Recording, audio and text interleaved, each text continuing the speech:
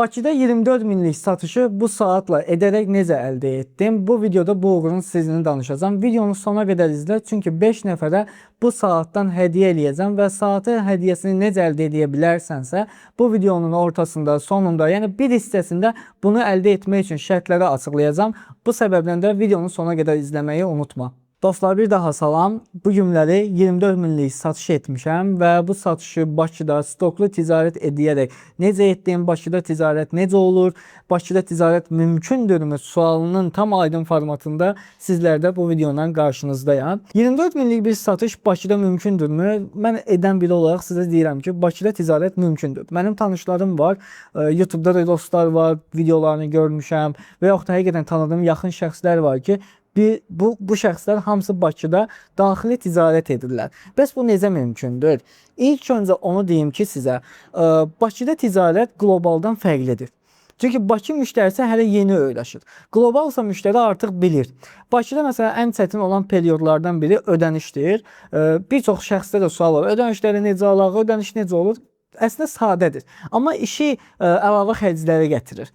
Sadədir ona görə ki, eyni qaydadan zakaz gəlir, aparırsan, sifarişi verirsən, məhsulun pulunu alıb gəlirsən. Amma çətinlik ondadır ki, məhsulun verilən zakaz səhv olur və bu kimi problemlər yaşayırsan.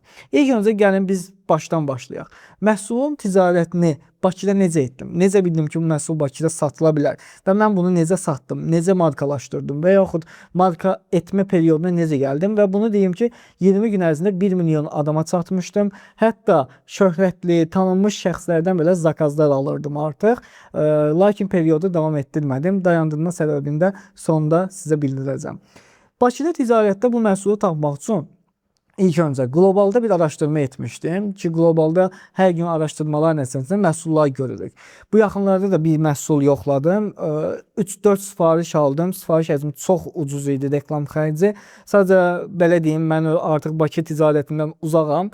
Məhsulu get tap, al, hazırla və s. etməkdə biraz tənbəl olduğum üçün o məhsulun ticarətinə getmədim. Məni belki Instagramdan izləyənlər varsa, Instagramda story paylaşırdım. Bir gün içində 11 sifariş gəldi mənə həmin məhsuldan. Sadəcə mən məhsulun üzərinə getmədim. Yəni satışını etmək istəmədim. Mənim üçün Bakıda ticarət biraz tənbələm deyə yorur. Bakıda ticarətdə bu məhsulu etmək üçün mən qlobalda tapdım. İlk olaraq qlobal araşdırmasında orqanik və reklamlı məhsulun satıldığını görmüşdüm. Və bizim bazar araşdırmasına gələndə bizim bazarda da saata tələbatın olduğunu görürdüm və insanlar saatı sevir bizdə də. Və mən bu məhsulu tapmalıyam. Ya stoklu zakaz verməliyəm xaricdən birbaşa, ya da bu məhsulu daxildə tapıb, yaxud istehsal elətdirməliyəm və yaxud da daxildə bir bazarda tapmalıyam. Təbii ki, ilk öncə stoklu etmirəm. Çünki heç bir halda stoklu ilk başda sərf eləmir. Məhsul satılmasa əlində qala bilir və sən bu halda da məhsulun ziyanını aparırsan. Amma artıq sən xaricdən birinci, bir-iki dənə burada zakaz alandan sonra xaricdən gətirərək satışını təmin edə bilirsən. Ki, belə artıq stoklu bir elektron ticarətə gedir. Dropshipping modeli zaten başlanğıc üçün olan bir perioddur. Məhsul yoxlanılır, satılırsa stoklu çəkilir və davamlı stok üzərindən məhsul bazara təmin olunur və bazarda satış olunur.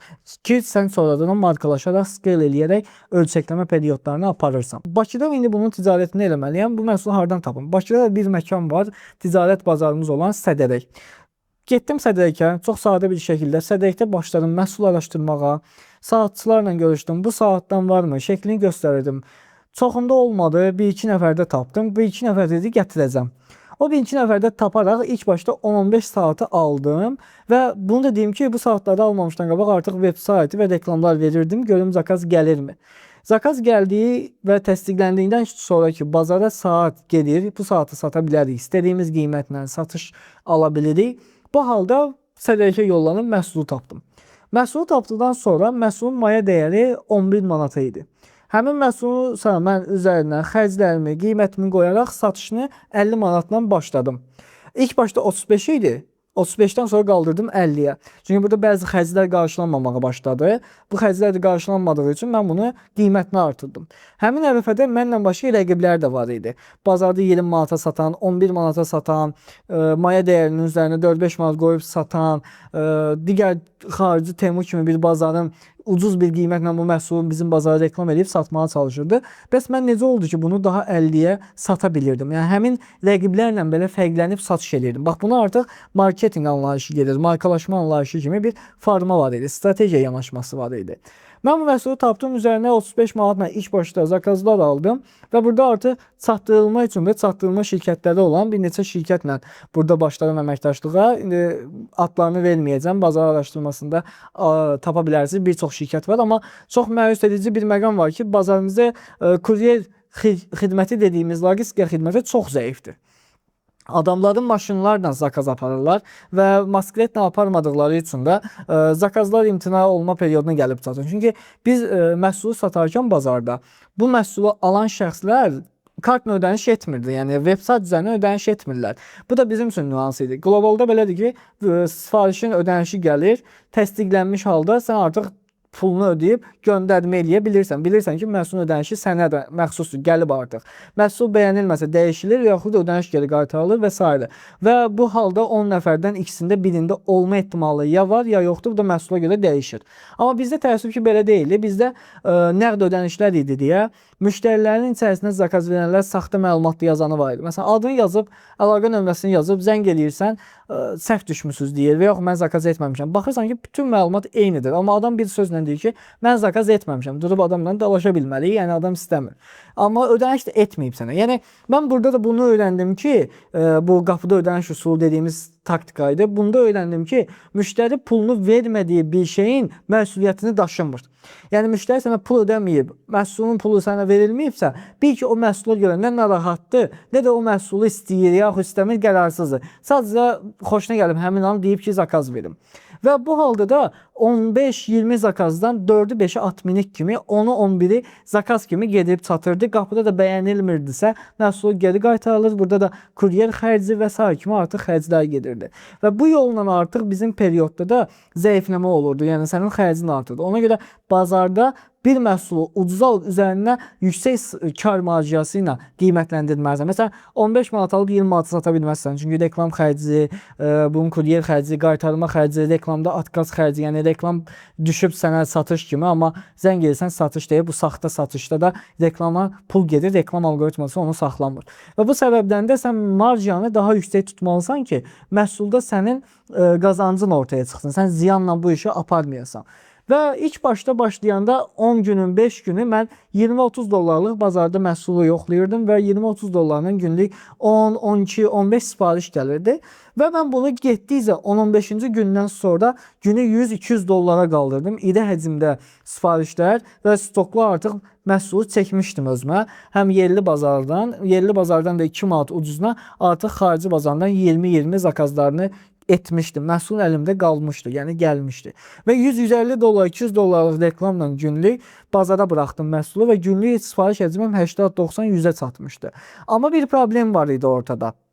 Problem o idi ki, bu həcmli sifarişi çatdıracaq kuryerlər yox idi. Ya mən daxili kuryer tutmalıydım aylıq ki, mən artıq 15-20-ci günümdəydim və yaxud işlədiyim kuryer şirkətində başqa bir təkliflər olunmalı idi ki, mənə sərf etsin, onlara sərf etsin.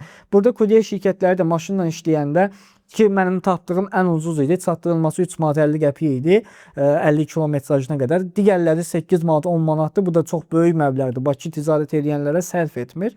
Burada 3 manat 50 qəpiyə çatdıranlar da maşından edirdi. Bizim Bakıda provkalı ərazi və insanlar iş saatından sonra qapıma gətir, baxım periodu ilə işləyirdi deyə iş saatından sonra çatdırmalarda maşınla olduğu üçün ləngiyirdi və yaxud da sabah aparmağa məcbur oldular ki, müştəri zakazı bir gün verib sabah gətirirsənsə atminit edir. Çünki yenə deyirəm, pulunu verilməyən məhsula görə müştəri sanki məsuliyyət daşımır fikrindədir. Bax, bu bizim Bakı ticarətində olan çətinliklərimiz idi. Sən ona görə maksimum sürətli etməlisən. Yəni Bakı müştərisi bu gün zakaz veribsə 2 saat sonraya istəyir. Düzdür, qlobalda belə deyil. Sifariş verilir, 6 gün gözlənilir. Amazon 2 günə, 1 günə çatdırmalar maksimum sürətli edir. Amma bazar bunu öyrəşir. Bizim bazarda belə deyil. Zakaz ver, hindi gətir periodu ilə istəyir. Bu da biraz çətinlik yaradırdı. Çünki müştəri evində də olmur. Müştəri uyğun vaxt təyin etmək çətinlik olurdu. Bu səbəbdən sifarişlər bu tərəfdən də atminitlərimiz həmişə olurdu. Yəni ləğvlərimiz olurdu sifarişdə. Bir saxta sifariş həcmi bizdə Bakıda problem olur.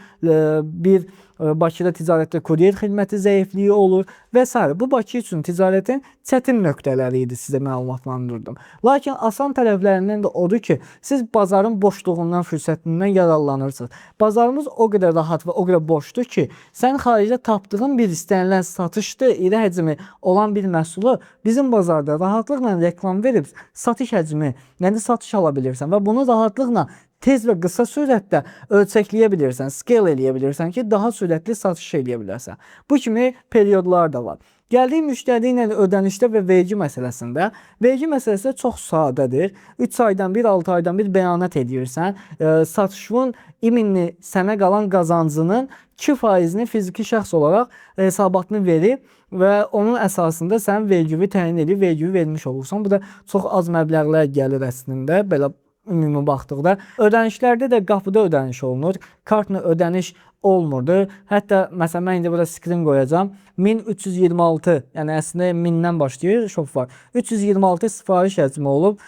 Satdığımız məhsula görə bu 15.000 edir, amma bəzi sifarişlərimiz bizim Instagramdan, direktdən və yaxud WhatsApp-a birbaşa keçiddən olurdu. Heç sayt üzərindən girib yazmırdı, amma sırf sayt üzərindən satışlarımız 326 sayda olmuşdur. Və buna əsasında 24 minlik bir satışı 20-22 gün ərzində etmiş olmuşdum. Yəni Bakıda uğurlu bir ticarət olmuşdu mənim qoyduğum qiymət. Əgər mən burada qiyməti 35-də saxlayıb davam etsəydim, bu mənim nə kargo, yəni kuryer xidmətimi qarşılayırdı, nə mənim qaytarma xərcimi, nə mənim reklam xərcimi qarşılayırdı. Yəni Bakıda ticarət bu periodda olmur. Bu günlərdə Bakıda ticarət etmək olur. Dediyim kimi mən bir həftə, 2 həftə bundan qabaq bir məhsulu yoxladım. Günə 10-11 sifarişini aldım. Sadəcə davam etmə qərarını vermədim. O səbəbdən saxladım. Çünki mənə rahatdır daha çox qlobalda ticarət etmək. Qlobalda daha rahatdır. Məhsulu tapırsan, göndərən logistikası var. Yəni əldə hazır bir bazar, öyrəşmiş müştəri, uyğun bir bazara çıxarılacaq bir məhsul lazım və o məhsulu düzgün strategiya ilə təqdimat eləmək lazımdır ki, sən satış edəsən. Bunun sonra marketing. Bəs biz necə eləyək, biz necə öyrənək deyirsinizsə, mütləq şəkildə YouTube-da videolara baxın, marketingi öyrənin, yanaşmaları öyrədin, bu kimi periodları öyrənin və həmişə çalışın ki, bir yolda bir müştəri ilə, bir yolda bir mentorla davam etməyə başlayın. Çünki sizin getdiyiniz yol sıfırdan olanda çox əziyyət olunur. Amma bir mentorla gedəndə artıq hazır yolu əldə etmiş olursunuz. Sadəcə siz davamlı etməli olursunuz. Bu yolda inkişaf edilir. Və dostlar, bir şərti də qeyd edeyim. 5 şəxsə bu saatdan, bir saatı yenidən göstərdim sizə. Baxın, bu saatdan 5 nəfərə hədiyyə eləyəcəm. Bunun üçün şərtlərim nədir? Şərtlərim ilk olaraq bu videonun linkini kopyalayırıq. Mənim Instagramıma keçid edib, burada Instagram adını görürsünüz. Instagram profilimə keçid edib, sonuncu bu video haqqında danışdığım, yəni hədiyyəni təqdim edəcəyim bir video var Instagramımda. Həmin videonu kopyalayıb, daha doğrusu həmin videonu share edib, story'niza paylaşıb, bu videonun YouTube linkini həmin link hissəsindən story'da əlavə edirsiniz və həmin story'da aktiv şəkildə 24 saatda saxlayırsınız. Bu həmin Instagram videomun da altına 3 dostunuzu əlavə etmiş olursunuz. Bu yolda da mənə adlarınız düşəcək direktdə. Hər birinizin adını qeyd edəcəm xüsusi olaraq və növbəti həftədəki olan videoda, bu artıq 5 gün, 6 gün dəqiq deyə bilməyəcəm. Amma növbəti bir videomuzda, yəni bir video, 2 video sonra sizə qalibləri açıqlayacağım. Ona görə də davamlı aktiv izləməli olun ki, 5 saatdan birini hədiyyə kimi əldə edəsiniz və bu şəxslərlə görüş təşkil edəcəm. Görüş zamanı hədiyyələrini də təqdim edəcəm və əlavə olaraq da orada community formatında danışacağıq, müzakirə edəcəyik, suallarınızı qeyd edəcəksiniz. Sizə dəstək məqsədli olaraq bu görüşdə də sizlə müzakirə aparacağım. Videomuzda dostlar buracan idi. Burada da məlumat verdim. Bir uğurlu olmaq üçün nə etmək lazımdır? Bunlardan danışdıq. Mütləq şəkildə ticarətdə başlayın və başlayarkən davamlı olmağa çalışın. Bir məhsul tutmadı deyə, başqaları milyon qazandı deyə xəyallara qapılmayın. Bu elə deyil. Bir məhsul tutmaya bilər. Mənim tanışım vardı, 45 məhsul yoxlamışdı, uğursuz olmuşdu. Sadəcə həmin şəxsin bir xasiyyəti xoşuma gəlir ki, adam çox ciddi davamlı idi. Məyus olmurdu. Bir yolda davam etməli oldu və milyonculuq satışlar etməyə başlamışdır. Yəni həqiqətən də bu yolda davamlı olanlar qazanır. Bir məhsul, iki məhsul yoxladım, alınmadı, məndə alınmır. Davamlı başlamaqdır. Əsas 2026 qısa bir zamanda AI vasitələrinə öz maddi azadlığınızı əldə edə biləcəyiniz bir zamandır. Bu səbəbdən çox xahişlə başlamağınızdır əsas. Bu video sizə həm uğurlu bir hekayənin təqdimatı oldu. Video sizə motivasiya da verdisə nə xoş mənə. Davamlı bu tip videolar üçün də like atmağı, öz şərhlərinizi yorumlarda bildirin ki, sizin də fikirləriniz mənim üçün, mənim və şəxsi olaraq inkişafım üçün önəmlidir. Hər biriniz də bu videoda izlədiyiniz üçün təşəkkür edirəm.